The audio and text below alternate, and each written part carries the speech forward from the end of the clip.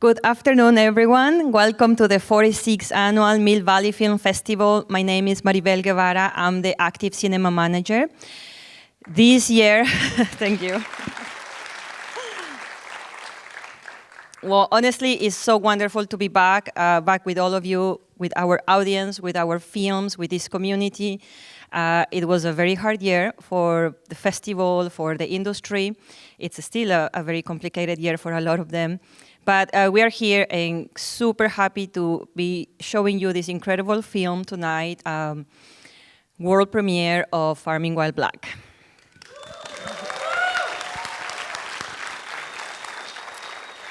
This film is part of our Active Cinema initiative, which is a small selection of the incredible documentary selection this year. I highly recommend all documentaries. And with these Active Cinema films, we want to help you and give you these items to execute the actions that we believe these films are gonna inspire and make you want to do. And with that, I wanted to bring attention to our resiliency funding campaign we have going on to support the festival and keep bringing these programs and these films to you, to the community. We are hoping you can scan this code now, later. You actually are gonna see it everywhere. And donate. We have 100,000 gift, matching gift that we are hoping to meet by the end of the festival. Of course, any amount counts. And we really appreciate you help us that way. And of course, thank you to all our members already as well. So with just that, I want to introduce Mark Decena, Director of Farming While Black.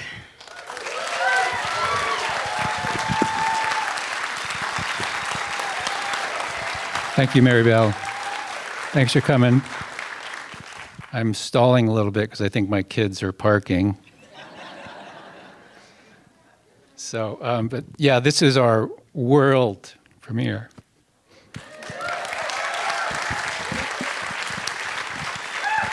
And I won't say that much, but we've been working on the film for 4 years. So you're going to see it. You're the first audience to see the entire film, this cut, and we hope you like it.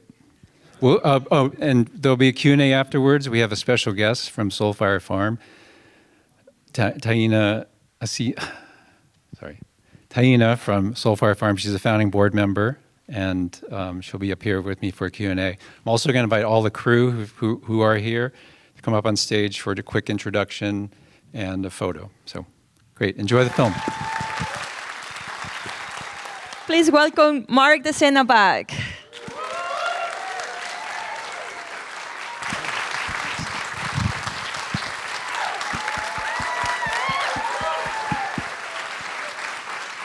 Where will I put your books here? I'd like to bring up my crew who are here. Come on up.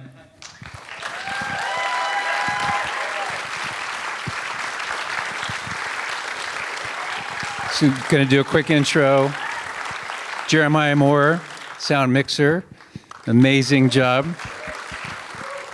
You don't know how good the picture is until the sound mix is in, so Jeremiah.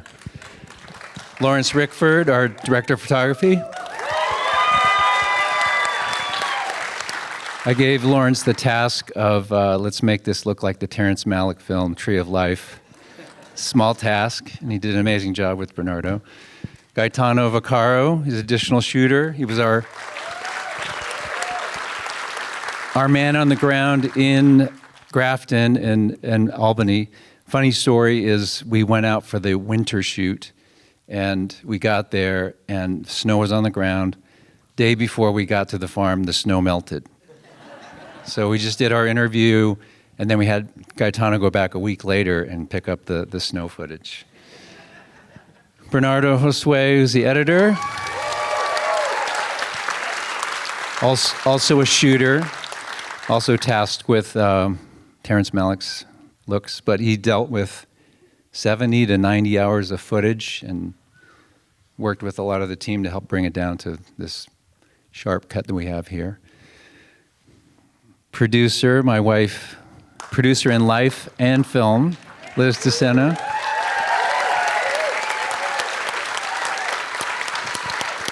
She was there with us from the beginning. I promised her I'd never do a film again unless we had funding, and I lied again. And Lynn Kincaid Waymer is our co-producer and active action producer. What do we call it? She's going to help us get the film out into the world, and help us raise money, I hope. But thank you all. Amazing, amazing crew. Thank you.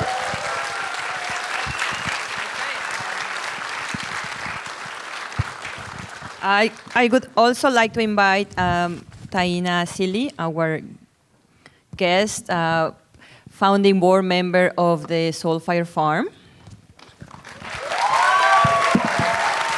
Hello.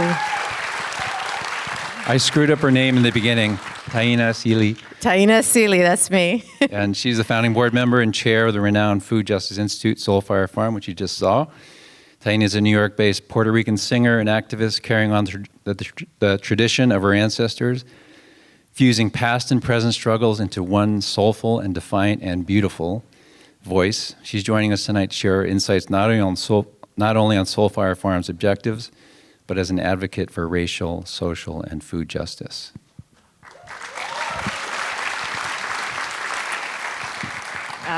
Mark, deep breath in. Thank you. Thank you. This is such a beautiful film. I think you just fed our souls this afternoon.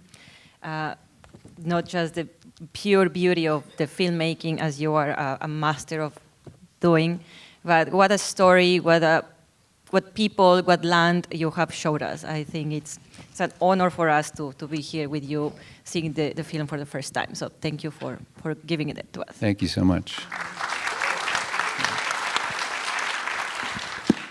And I think, unless Taina, you want to tell us how you feel about seeing the film in the big screen? Yeah. To start? Sure. You know, it was really magical and felt very personal. You know, my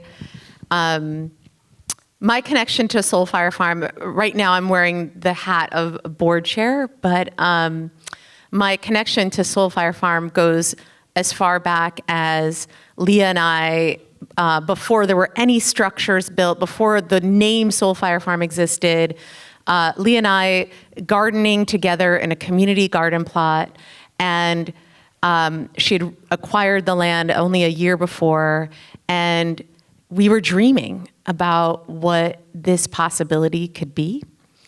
And I could share more about that in a bit, but just to watch the trajectory in the archival photos and video footage that you gathered, the story arc, to sit here today with all of you and see this story unfold in this way, you know, to see my children running around with Leah's children and the dogs and, you know, and the community at the end.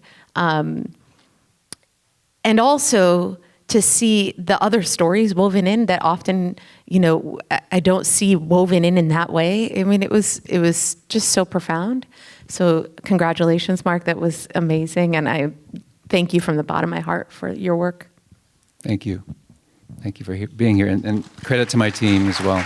And the team. So I know Mark has prepared a show and tell for us that will basically tell us the story of how did Farming While Black film came about for you. And I've been waiting to hear this for the first time, so I didn't want to ask you before. So please. Yeah, I thought I'd bring these books before they get banned. But yeah, it was definitely much of the inspiration. So Liz and I have done a previous feature called Not Without Us, and we followed 7 grassroots activists around the world to the climate talks in Paris and presented, from the activist point of view, the counter-narrative to what the successful agreement was, which we all know wasn't that successful. It wasn't legally binding. As soon as we changed administrations, the U.S. pulled out. And also about that time, I've been reading this book called We Are 8 Years in Power by Ta-Nehisi Coates. And it looked at, it compared the 8 years in power after Reconstruction, where black farmers, black businesses, black politicians were gaining in power, and it compared it to the 8 years in power of our first black president, and the extreme backlash that happened in both cases. Ku Klux Klan, farmers being taken off the land. We all saw what happened after Obama was in president. We got Trump. The rise of white supremacy is always there, and it was mirrored in the film too. The minute they got debt relief, was immediately stopped by white farmers and white supremacists, and we've seen the rise of it. We've all people of color have felt that. So, did I mention I wanted to, after doing a film about activists, I wanted to do a film about solutions. And this is another book called Drawdown. I think Paul Hawken is a Marin native, and it's the top 100 solutions to fight the climate crisis. It's agnostic. It looks at everything from nuclear to the number 6 solution, which is educating girls, young girls. But the big takeaway from this for me, and Leah mentions it, is the biggest aggregate solution is fixing agriculture and land use. And if we could do that, as you said, it could take care of up to 40% of the carbon that's released in the atmosphere. So I had those two things in mind, and then I heard a podcast by Leah. Our friend recommended this podcast. Hey, there's this black farmer, you should hear it.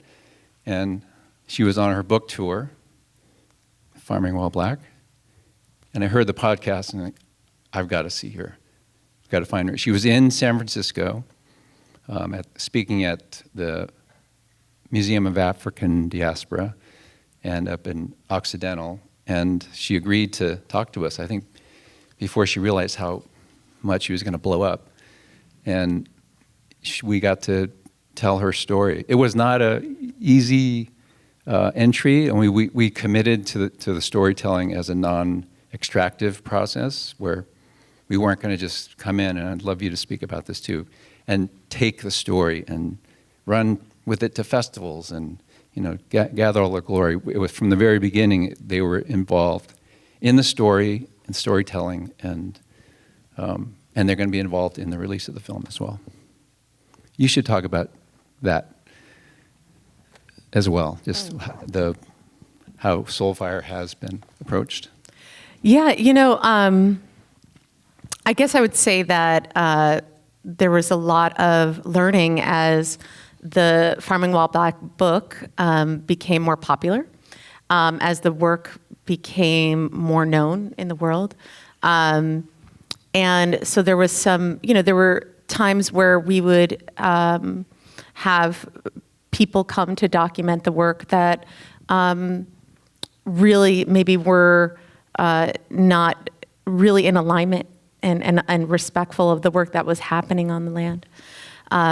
So, I really, in experiencing sort of the behind the scenes of the work of your team, really appreciate the way that you came to the land with such respect, such reverence for the work happening, and involved everybody in that story, and allowed folks to offer feedback, incorporated that feedback.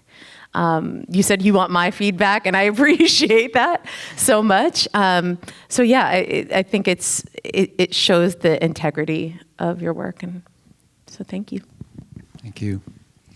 And that was going to be my question. How did you get to do a film about black farmers without being a black farmer? Which I know it's so challenging in documentary filmmaking in any subject, in any place. So thanks for sharing that. I guess, Mark, you are a native of San Francisco, the Bay Area, and your story is entirely in the East Coast. How do you feel about that? What's happening in the West Coast that we're not doing, or what you see as a solution or future? Yeah, there's a lot going on here on the West Coast, in the Bay Area. There's many black farmers of color, Latinx farmers, Latine farmers. And originally, we thought we were going to tell an omnibus story about black farmers, and then COVID hit, and it became a part of the story. It had to be. But also, Leah had become. We realized what a force she was, and what a story that was universal to all black farmers across the United States, and she's an amazing just wealth of knowledge. I don't know if she talks about it, but she was a teacher, and you see that in what she talks about and the way she delivers information. And we realized, and originally the film was going to be called The Returning, or The Rising Generation, The Returning Generation. And halfway through the process, we were like, this should be called Farming While Black. It's not based on the book, it's inspired by the book, and we brought in other characters that, we'd met Blaine years before in Barcelona, and then there was a serendipitous connection to Leah that inspired her with Afroecology. And then Mama Karen. Let's hear it from Mama Karen. Yes, Mama K.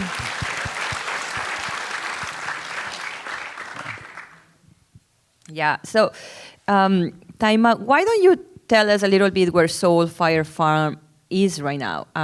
So it is, as I understand, a non-profit, became a non-profit organization, and we would love to hear more and also know ways how we can be supportive. And we have an active cinema slide that hopefully it's going to go with some resources and websites we put together for people. But in the meantime, why don't you share a little bit of the actual state of Soul Fire Farm? Sure. Well, so as we saw in the film, Soul Fire Farm did start off as a family farm. But soon after, it really became a community project. And so I think that if Leah were here today, I know that she'd want to lift that up, that this is something that was and continues to be created in a team, right? So in 2010, they were delivering vegetables and eggs to communities that were affected by food apartheid in our area. And then around 2014, as Soulfire was developing educational programs, it became clear that it needed to shift to a nonprofit. Not a nonprofit as an identity, rather as a tool to be able to offer a living wage to the folks, to the team that were making this happen. So we formed a board that was primarily, at the time, close friends and family. It was me, it was Naima, who we saw, Leah's sister in the film, Leah's mother, Mama Adele. And today the board has expanded to include people from all across the nation, including Mama Karen Washington, is a part of our executive committee of the board. And we have a team of, I want to say, at least over 15 people, and contractors and partners. And the organization is now run in not only by that team, but we have co-executive directors. So we have 3 co-executive directors that do this work, and that allows a lot more room and space to be expansive in the work. And today, so Mark, you mentioned the CSA. So I don't know if you knew, but at the time of the pandemic, Soulfire was actually going to pause the CSA. Because it takes a lot of labor and work to feed hundreds of families in a community, right? And so we were going to be shifting it a bit differently, but during the pandemic, it became clear, as we saw in the documentary, that we needed to continue to do that. So Soulfire today does solidarity shares, as we call them, to over 200 families that are affected by food apartheid throughout the capital region. We have the BIPOC fire, so these farmer immersions. We now have train the trainers, because now we have folks that we want to train other farmers, right? So We're doing that. We talked about the fellowship. We have youth programs. There's tons of community farm events. We have alumni services. So now we have all these graduates that are out there in the world, and we have services to support them. We do public speaking. There's coalitions. We have the literature. So there's so much. But I think that one of the things that Leah, a metaphor that she uses so beautifully is, in the organization, a lot of times when we're thinking about growing an organization, we think about it as like growing up like a tree, right? Growing bigger, right, as the ideal, right? But we like to think of the work as mycelium, right? That mycelium that connects underground and spreads far and wide, right? Spreading and also connecting, right? Because Soulfire, there's all these Southern legacy farmers, right? Soulfire is just one of many groups throughout the nation, throughout the world that are reclaiming these agricultural practices. And so Soulfire, or continuing these agricultural practices. So Soulfire is connecting with those folks, and building deeper connections. Today, we're thinking a lot about ways to continue to enhance that and support that, how we can support BIPOC-led farms in our region to be able to offer solidarity shares, to be able to help with training, so continuing that forward, growing that capacity in our community and as we can in other parts of the world too. I would just add that the fallacy that industrial agriculture feeds the world, it's actually that 70% of farms are from, 70% of food is from small farms. And most of those farms are women, grown by women. And industrial ag only provides 30% of the food in the world and uses up 70% of the resources. So don't believe those ads on TV.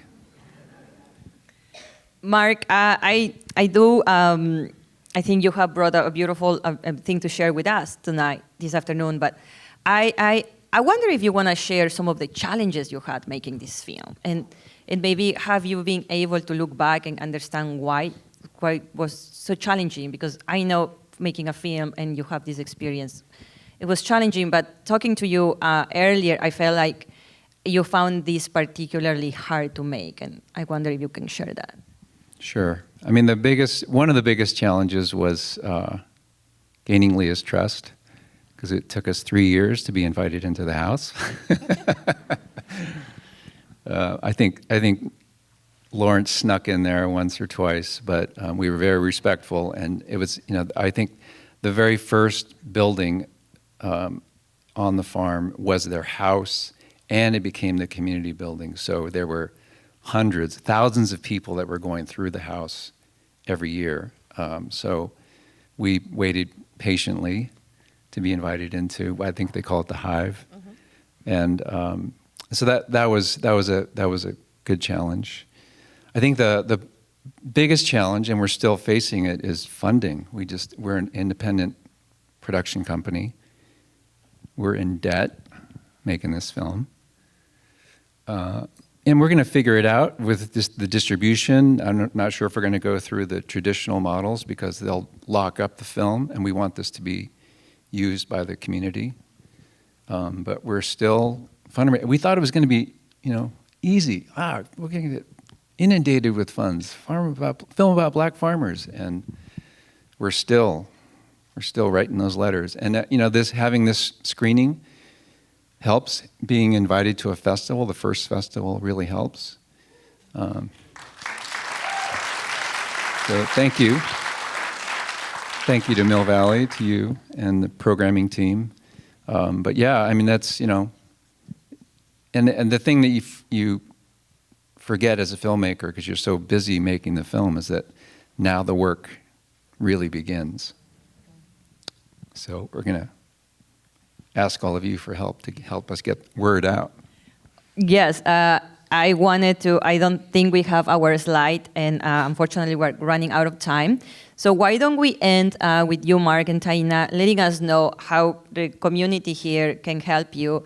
What's your websites, the best social media handles, if that is helping you, and so we can take note and hopefully help you some way. Yeah, so, with Soulfire, there's a lot of different ways that folks can get involved and support. We accept donations on the website, soulfirefarm.org or .com. I'm forgetting it. .org. .org, okay, I got nervous. Soulfirefarm.org. We have an area where you can volunteer. And then there's also a reparations area on the website as well. So you can take a look at that. And on the website, there's also a place where you can take action. And it offers different action steps that you can take. So there's a lot of resources just on that website alone, which is soulfirefarm.org. And yeah, I think that's probably the best way to support.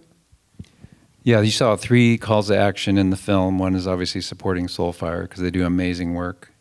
The other is the Black Farmer Fund, which we didn't realize it when we were doing the film, is that Karen Washington is a co-founder of the Black Farmer Fund. And Karen, why didn't you tell us? She goes, you didn't ask me. Yeah. So, but yeah, that is a fund that's helping farmers to secure land rights, and they're doing an amazing job. I heard up to $13 million or something like that. The founder, Olivia Watkins, is a powerhouse. And lastly, the Federation of Southern Cooperatives, the oldest Black cooperative farm organization in the South, they are helping to do this bill that I barely heard of before I started this film, the Farm Bill, which is massive, massive subsidies and amounts of money that go out. I think the SNAP program is funded by the Farm Bill. Get in touch with your senators. Tell them Black farmers need support, BIPOC farmers need support. But it is crucial, and it just ran out in September. So the Farm Bill is up for negotiations right now. The Justice for Black Farmers Act is kind of been woven into other acts, but just contact your senator and just say, what can we do about Farm Bill and support farmers of color? Sorry? Film website. Oh, and the film website? There's no website yet for the film? Oh, yeah. Sorry, it's farmingwhileblackfilm.com Okay, is our website as well. How do we support the filmmakers? Yes, I'll talk to you afterwards. No, you can go to the website. Liz's address is on there as well. So we have a 501c3. You can make donations.